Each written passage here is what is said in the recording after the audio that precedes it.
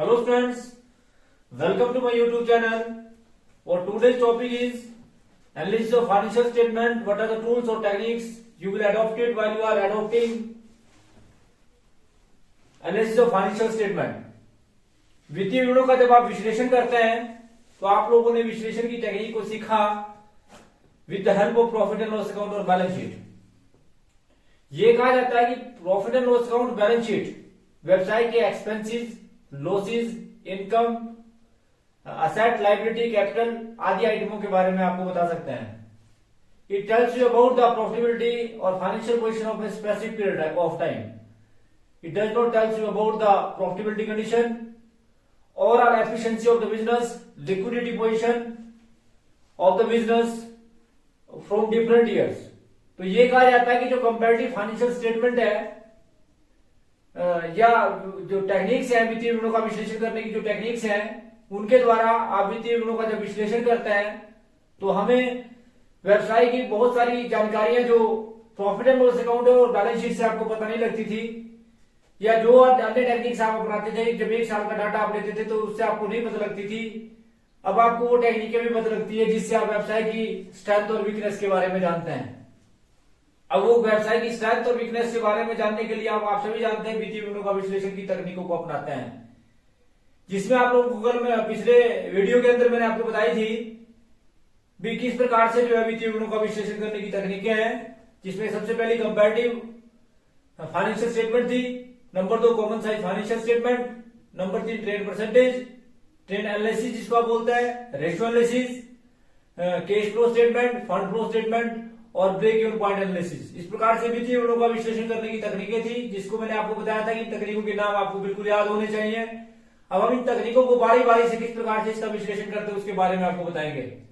तो सबसे पहले हम बात करेंगे कंपैरेटिव फाइनेंशियल स्टेटमेंट की। तो what do mean by comparative financial statement? Comparative financial statement से आप क्या समझते हैं या कंपैरिजन क्यों जरूरी है और कंपैरिजन किया कैसे जाता है उसके बारे में आपको बड़ा डिटेल में बताया जाएगा। तो comparative financial statement showing the financial data 2 और मोर देन 2 इयर्स। आप सभी जानते हैं कि एक प्रकार का ऐसी स्टेटमेंट जो 2 या 2 से अधिक वर्षों के डाटे को दिखाता है और आपको बताता है कि side by side facilitate to comparison. तो यहाँ क्लियर से इंडिकेशन है कि जो कंपैरेटिव फाइनेंशियल स्टेटमेंट है, comparative financial statement showing the financial data 2 और more than 2 years placed side by side to facilitate comparison. या अर्थात सिंपल सी बात है कि मैंने जैसे आपको क्लियर बताया कि जब आप वित्तीय विवरणों का विश्लेषण करते हैं तो आप लोगों ने एक कमी देखी, वित्तीय विवरणों का विश्लेषण करने से पहले प्रॉफिट एंड लॉस अकाउंट और बैलेंस शीट के अंदर आपने एक कमी देखी थी। क्या देखी थी कि आपके पास डाटा 1 साल का होता था जिसके आधार पर आप अनुमान लगाएं प्रॉफिट ज्यादा है या कम है, इसके बारे में आप अनुमान सही प्रकार से नहीं लगा सकते थे।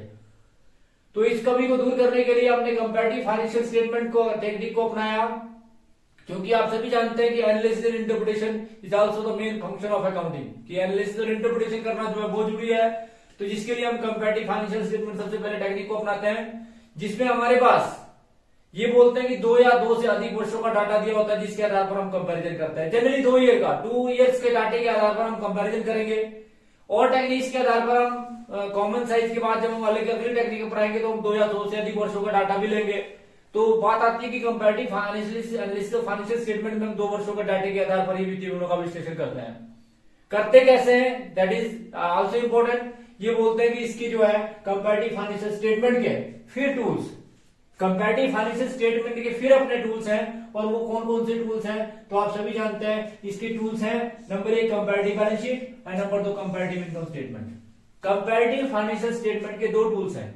यद्यपि आपकी बुक्स में कॉमन साइज स्टेटमेंट भी दी हुई है परंतु कॉमन साइज स्टेटमेंट के अपने 2 टूल्स हैं, परंतु यहाँ पर जो हम बात करते हैं हम बात करें कंपैरेटिव फाइनेंशियल स्टेटमेंट की। तो कंपैरेटिव फाइनेंशियल स्टेटमेंट के 2 टूल्स हैं, कंपैरेटिव बैलेंस शीट और कंपैरेटिव इनकम स्टेटमेंट या comparative statement of profit and loss account. तो ध्यान रखें इस बात का कि कंपैरेटिव फाइनेंशियल स्टेटमेंट के अगर आपसे टूल पूछे तो इसके 2 टूल्स हैं, number 1 comparative balance sheet and number 2 is comparative statement of profit and loss account. किस प्रकार से आप वित्तीय विवरणों का विश्लेषण इन टेक्निक्स के द्वारा करते हैं वो आप बड़ा डिटेल में पढ़ेंगे। इसको डिटेल में पढ़ने से पहले आपको पता होना चाहिए कि what are the objective of comparative financial statement. तो कंपैरेटिव फाइनेंशियल स्टेटमेंट के ऑब्जेक्टिव्स क्या हैं? यदि आपने फाइनेंशियल स्टेटमेंट के ऑब्जेक्टिव्स पढ़े हैं उनसे मिलते जुलते हैं, बिल्कुल वैसे ही है लगभग। तो सबसे पहले आप क्या करते हैं, टू सिंप्लीफाई डाटा। आप सभी जानते हैं कि हम इसके अंदर सबसे पहले क्या करते हैं कि कॉम्प्लेक्स से कॉम्प्लेक्स डाटे को सिंप्लीफाई करने की कोशिश करते हैं। इसमें हम क्या करते हैं कि दो या दो से अधिक वर्षों का जो डाटा दिया होता है उसमें कितनी वृद्धि हुई, कितनी कमी हुई, उसमें कितनी परसेंटेज चेंज हुई, इस बात को क्या करते हैं। तो इसलिए हम सबसे पहले डाटे को सिंप्लीफाई करते हैं। नंबर 2 बात, टू मेक कंपैरिजन। आप सभी जानते हैं कंपैरिजन दो प्रकार का होता है, इंटरफर्म कंपैरिजन और इंट्राफर्म कंपैरिजन। इंटरफर्म कंपैरिजन में भी हमारे पास 2 साल का डाटा दिया होता है, हम पिछले वर्ष के डाटे से हम तुलना करते हैं, या दो से अधिक वर्षों का डाटा हमारे पास हो तो हम उनसे तुलना करते हैं, जिसके आधार पर उसमें होने वाली वृद्धि या कमी को हम ज्ञात करते हैं। इसी प्रकार से सिमिलर टाइप के बिजनेस जो हमारे साथ का कोई फर्म कर रही हो उसके साथ हम कंपैरिजन करते हैं, उसकी तुलना में हम कहां स्टैंड है, इस बात का कंपैरिजन करना जो है वो कंपैरेटिव फाइनेंशियल स्टेटमेंट के अंदर संभव है। उसके बाद अगला है to indicate the trend. Each and everybody know, comparison करने के बाद हम ट्रेंड को देखते हैं। ट्रेंड देखना दैट मीन्स कि हमारा व्यवसाय कहां जा रहा है, हमारा व्यवसाय जो है वो डाउनफॉल स्टेज की ओर जा रहा है या हमारा व्यवसाय जो है उन्नति कर रहा है। अगर हमारे व्यवसाय की एसेट लायबिलिटी और प्रॉफिटेबिलिटी कंडीशन बढ़ रही है, हम बोलेंगे कि हमारा बिजनेस जो है अच्छा चल रहा है, इसका मतलब बिजनेस में सुधार हो रहा है। तो ये ट्रेंड के बारे में आपको बताता है। तो उसके बाद to enabling forecasting. Each and everybody know, एक वर्ष के डाटे के आधार पर फोरकास्टिंग करना अंधेरे में तीर मारने के बराबर है। इसका मतलब क्लियर इंडिकेशन है कि अगर आप फोरकास्टिंग करना चाहते हो तो कम से कम 2 वर्षों का डाटा तो आपके पास होना चाहिए, और सिमिलर टाइप की बिजनेस के साथ हम कंपैरिजन करना चाहिए, और जब हम उसके आधार पर पूर्वानुमान लगाते हैं तो हमारा पूर्वानुमान सही होता है। तो इसका मतलब है कि कंपैरेटिव फाइनेंशियल स्टेटमेंट जो है कंपैरिजन करने में भी आपकी सहायता करती है। उसके बाद अगला जो है to indicate the strength and the weakness of the firm. Each and everybody know analysis of financial statement का मेन मोटिव यही होता है कि हम व्यवसाय की स्ट्रेंथ और वीकनेस को जानना चाहते हैं। स्ट्रेंथ को और अधिक स्ट्रेंथ कैसे देना है, और अगर कोई कमियां हमें पता लग जाती है तो कमियों को भविष्य में ना हो, उन कमियों को कैसे दूर किया जाए, इस बात के लिए भी जो है एनालिसिस ऑफ फाइनेंशियल स्टेटमेंट किया जाता है। तो इस बात का ध्यान रखें कि एनालिसिस ऑफ फाइनेंशियल स्टेटमेंट में ये भी बहुत जरूरी है कि हम जो है अपनी स्ट्रेंथ को पहचाने और हम अपनी वीकनेस को देखें, और स्ट्रेंथ को और अधिक स्ट्रेंथ देना और वीकनेस को दूर करने की कोशिश करी जाती है एनालिसिस ऑफ फाइनेंशियल स्टेटमेंट में, यह संभव है। उसके बाद to compare with the performance. Each and everybody know you have to compare your performance with another firm, और लास्ट ईयर की परफॉर्मेंस से इस साल की परफॉर्मेंस का हम जो है वो तुलना करते हैं, और कंपैरिजन संभव है अगर आपने कंपैरेटिव फाइनेंशियल स्टेटमेंट बनाई। तो comparative financial statement is also compare the performance of your last year to another firm. तो इस प्रकार से कंपैरिजन इज आल्सो पॉसिबल। उसके बाद बात आती है टू एनालिसिस द एक्सपेंसेस। आप सभी जानते हैं कि व्यवसाय में 2 प्रकार के खर्चे होते हैं, कुछ ऑपरेटिंग और कुछ नॉन ऑपरेटिंग। ऑपरेटिंग खर्चे और नॉन ऑपरेटिंग खर्चे अगर अननेसेसरी हो रहे हैं तो वो क्यों हो रहे हैं, कंपैरिजन करने से ये पॉसिबल है। अगर हो रहे हैं उनको कैसे खत्म किया जा सकता है, या हो रहे हैं जरूरी है तो उनको कैसे कंट्रोल किया जा सकता है, that is also possible with the help of comparative analysis. Comparative financial statement से ये भी संभव है। उसके बाद अगला है to analysis the profit. Business हमेशा प्रॉफिटेबिलिटी कंडीशन पर डिपेंड करता है। बिजनेस के अंदर प्रॉफिट हुआ या बिजनेस के अंदर लॉस हुआ, इस बात को जानने के लिए हम एनालिसिस करते हैं। प्रॉफिट होने के बावजूद भी हमारी स्थिति ठीक नहीं है, क्या कारण है, या हमारी प्रॉफिटेबिलिटी कंडीशन को और अधिक कैसे बढ़ाया जा सकता है, क्योंकि each and everybody know business organization को सर्वाइव करने के लिए प्रॉफिट का होना बहुत जरूरी है। और अगर बिजनेस के अंदर प्रॉफिट है तो बिजनेस सर्वाइव करेगा, बिजनेस दिन दुगनी रात चौगुनी उन्नति करेगा। Otherwise the profitability condition of the business is the weak, then the business can not be survive. Business का जीवित रहना जो है बहुत मुश्किल हो जाएगा। तो इसलिए कहा जाता है कि ये जो है इसके ऑब्जेक्टिव्स थे, बड़े सिंपल से हैं। मैंने जैसे आपको बताया, जैसे आप लोगों को शुरू में इंडिकेशन दी गई थी कि इस बुक से आपको ज्यादा टिपिकल कार्य नहीं है, परंतु आपको अंडरस्टैंडिंग लेवल को अपना बढ़ाना पड़ेगा। तो ये सारे इसके ऑब्जेक्टिव्स थे, जिसमें आपने पहले डाटे को सिंपल किया, फिर कंपैरिजन किया, फिर इंडिकेट किया ट्रेंड के बारे में, फिर फोरकास्टिंग करी, फिर वीकनेस और स्ट्रेंथ के बारे में जाना, फिर आपने कंपेयर द परफॉर्मेंस, फिर प्रॉफिट एक्सपेंसेस को एनालिसिस किया, फिर आपने प्रॉफिट को एनालिसिस किया। तो ये कुछ एक ऑब्जेक्टिव्स है जो आपको याद रखने हैं कंपैरेटिव फाइनेंशियल स्टेटमेंट के। उसके बाद अब बात आती है कंपैरेटिव फाइनेंशियल स्टेटमेंट के मेथड्स क्या है, की टेक्निक्स क्या है, टूल्स। आप लोगों को बताया टूल्स और टेक्निक्स अलग चीज है, परंतु मेथड्स, जब आप कंपैरेटिव फाइनेंशियल स्टेटमेंट को बनाते हैं तो आपके पास क्या होना चाहिए, what is you have required. क्योंकि जैसे आप सभी जानते हैं कि किसी चीज को करने के लिए आपके पास कुछ होना चाहिए। जैसे चाय भी बनाते हैं तो चाय की सामग्री आपके पास होनी चाहिए, मटेरियल आपके पास होना चाहिए। इसी प्रकार से जब आप कंपैरेटिव बैलेंस शीट या कंपैरेटिव स्टेटमेंट इनकम स्टेटमेंट बनाएंगे तो आपके पास टेक्निक्स क्या होगी।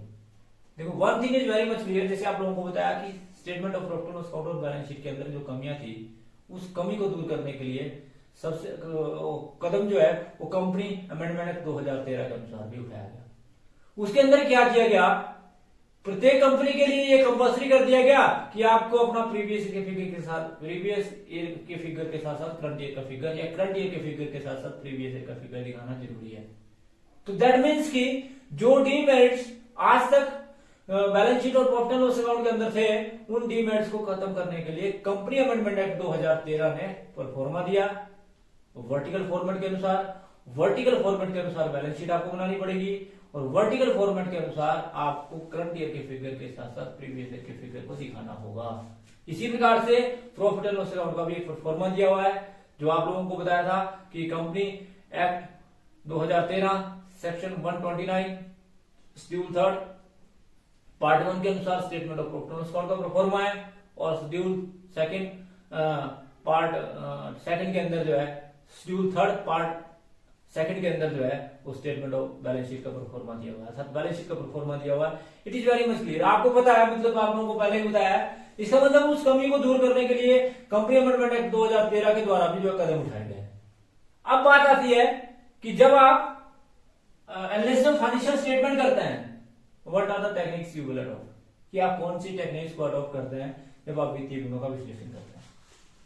तो मेथड्स कैसे अडॉप्ट करते हैं। नंबर 1 आप क्या करते हैं कि आपके पास absolute money value, comparison with absolute value, ऐसे लिखा हुआ आपकी बुक में एब्सोल्यूट मनी वैल्यू। और सिंपली करने के लिए मैंने आपको बताया ये क्या होती है, that is given, it is nothing to worry. Students को ये बता दिया जाएगा कि एब्सोल्यूट मनी वैल्यू आपके पास दी होगी, आपके पास 2 साल का डाटा दिया हुआ, आपके पास 2000 और 2001 का डाटा दिया हुआ, absolute money value is given. मान लो फॉर एग्जांपल आपके पास 2001 की जो सेल 2000 की सेल वैल्यू दी हुई है आपके पास 2 लाख और ये तो आपके पास 2000 की दी हुई है और अगर आपके पास 2001 की बात करें तो 2001 की आपके पास दी है मान लो फॉर एग्जांपल आपके पास 4 लाख। इसका मतलब है कि absolute money value is given, nothing is to worry. That means कि कंपैरिजन करने के लिए आपके पास एब्सोल्यूट मनी वैल्यू दी होगी, कंपैरिजन विद एब्सोल्यूट वैल्यू, आप कंपैरिजन करते हैं एब्सोल्यूट वैल्यू का, दैट इज गिवन, ये आपके पास दी होगी। इसमें नथिंग इज टू वरी कि आप लोग सोचेंगे ये एब्सोल्यूट मनी वैल्यू कहां से आई, तो आपके पास ये चीज दी होगी, absolute money value is given. अब आपने निकालना है absolute change, what are the system you will adopt to find out the absolute change. Absolute change मतलब वृद्धि हुई या कमी हुई। एब्सोल्यूट चेंज का मतलब होता है कि आपका जो डाटा दिया हुआ है, अगर मान लो सेल की वैल्यू दी हुई तो सेल में वृद्धि हुई या कमी हुई। इस बात को क्या करने के लिए आप एब्सोल्यूट चेंज निकालते हैं, एब्सोल्यूट चेंज आपको निकालना पड़ता है। Absolute money value is given.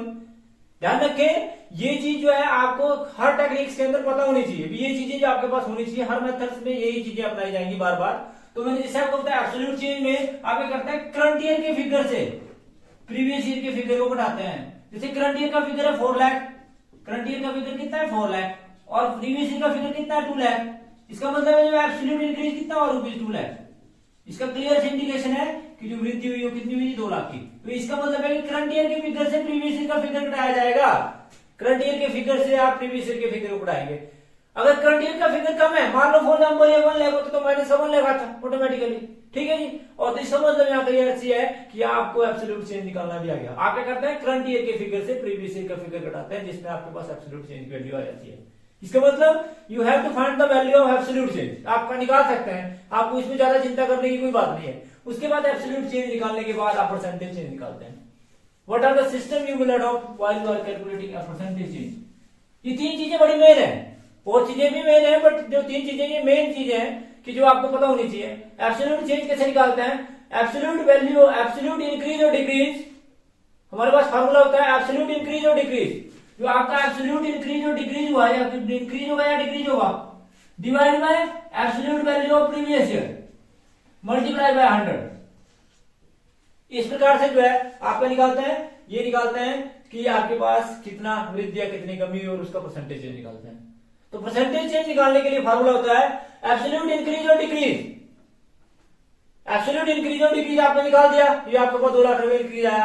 Absolute value of previous year जो प्रीवियस ईयर की वैल्यू है और मल्टीप्लाई बाय 100 से मल्टीप्लाई करना है। दैट मीन्स की चांस की बात है, यहाँ पर 2 लाख था, ये एब्सोल्यूट इंक्रीज और डिक्रीज आया, और 2 लाख ही आपकी प्रीवियस ईयर की वैल्यू थी, इसको 100 से मल्टीप्लाई किया तो इसका मतलब है 100%। कितना है जी 100%, ये 100% आया, 100% वृद्धि हुई, इसका मतलब सेल में सेल दुगनी हुई, इसका मतलब सेल दुगनी हुई, 2 लाख की 4 लाख हुई, तो इसका मतलब है कि आप निकाल सकते हैं। यदि ये डिक्रीज होती, मान लो फॉर एग्जांपल ये माइनस का 1 लाख आता, तो 1 लाख बटा 2 लाख दैट मींस की 50% डिक्रीज हुआ, ऑटोमेटिकली डिक्रीज हुआ, 50% डिक्रीज हुई, इसका मतलब है माइनस में आता फिर आंसर। और प्लस में अगर आंसर आता तो आपने प्लस में लिखना है, और अगर माइनस में आता तो आपने माइनस में लिखना है। परसेंटेज भी आपने प्लस में और माइनस में शो करनी है। आपको जब हम इसका फॉर्मूला बताएंगे और क्वेश्चन कराएंगे तब आपको बड़ा समझ आएगा, परंतु थ्योरेटिकल पोर्शन को बड़े ध्यान से समझना है। पहले बताया आप लोगों को थ्योरेटिकल पोर्शन समझ आएगा, प्रैक्टिकल पोर्शन में कोई ज्यादा दिक्कत नहीं है, ये ध्यान रखें इस बात का। तो बात आती है कि किस प्रकार से आपने इसको किया, अर्थात परसेंटेज चेंज कैसे निकाली। फिर क्या है कि comparison with ratio, comparison with ratio generally हम इसके अंदर नहीं अपनाते हैं, परंतु रेशियो एनालिसिस टेक्निक के अंदर अपनाते हैं। इसमें कंपैरिजन विद रेशियो कैसे करते हैं कि एक साल के डाटे को ना दूसरे साल से डिवाइड करते हैं, मतलब एक कंपैरिजन करते हैं, रेशियो निकालते हैं, अभी एक दूसरी की तुलना में कितनी हुई, कि जैसे 4/2 मतलब कि आपके पास 2:1, 2:1, इसका मतलब है कि दुगनी हुई ऑटोमेटिकली, यहाँ रेशियो के भी आप इसको निकाल सकते हैं। इसके बाद एवरेज के बेस पे निकालते हैं, comparison with average, comparison with average के बाद कंपैरिजन विद रेशियो, तो मैंने आपको बताया कंपैरिजन विद एवरेज कैसे निकालते हैं कि मान लो आपके पास 3 साल का डाटा दिया हुआ, 2 लाख, 3 लाख और 4 लाख, इन सबको जोड़ दो, 2, 3, 5 और 4 9 लाख को आपने 3 से डिवाइड कर दिया, दैट मींस की एवरेज कितनी है ₹3 है। तो इसके बाद जो है इस प्रकार से कंपैरिजन विद एवरेज भी आप निकाल सकते हैं। तो ये मतलब कंपैरिजन विद एवरेज, 3 चीजें बड़ी मेन है, ध्यान रखना इस बात का, जो आप लोगों को पहले बताई, कंपैरिजन विद एवरेज या कंपैरिजन विद रेशियो, तो आपकी बात की बात है। यहाँ जिस चैप्टर के अंदर जो है सबसे ज्यादा मेन चीज है वो है जी एब्सोल्यूट मनी वैल्यू, जो गिवन होगी, एब्सोल्यूट चेंज आपको निकालनी बता दी कि आपने करंट ईयर के फिगर से प्रीवियस ईयर के फिगर को माइनस करना है, और थर्ड वन परसेंटेज चेंज, जो मैंने आपको फिर बता दी कि परसेंटेज चेंज किस प्रकार से निकालता है। परसेंटेज चेंज में एब्सोल्यूट इंक्रीज और decrease divide by absolute value of previous year multiply by 100। तो आप लोगों ने इस वीडियो के अंदर ये चीज देखी कि किस प्रकार से जो है आपने कंपैरेटिव फाइनेंशियल स्टेटमेंट से आप क्या समझते हैं, इसके ऑब्जेक्टिव्स क्या है, या उसके बाद आपने इसके मेथड्स और टेक्निक्स के बारे में पढ़ी। तो ये सारी चीजें अगर आपने यहां तक सीख ली तो इसका मतलब है कि आपको कंपैरेटिव बैलेंस शीट और कंपैरेटिव इनकम स्टेटमेंट का क्वेश्चन करने में ज्यादा दिक्कत का सामना करना नहीं पड़ेगा। तो thanks for watching the video, please like, comment and subscribe my channel. Thank you.